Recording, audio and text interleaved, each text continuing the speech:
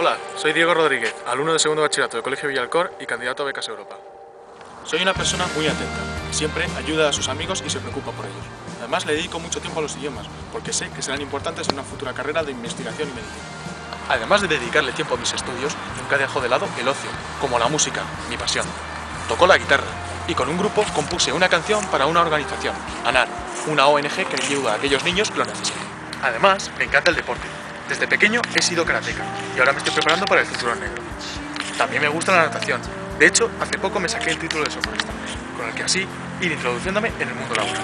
Soy una persona muy persistente. Siempre doy lo mejor de mí con lo que me propongo. Porque aunque la cuesta hacia arriba sea dura, el resultado siempre es gratificante. Creo que Becas Europa es una oportunidad idónea para compartir nuevas experiencias e ilusiones con gente nueva y además desarrollarme a nivel profesional. Lo importante es el camino, no el destino. Próximo objetivo.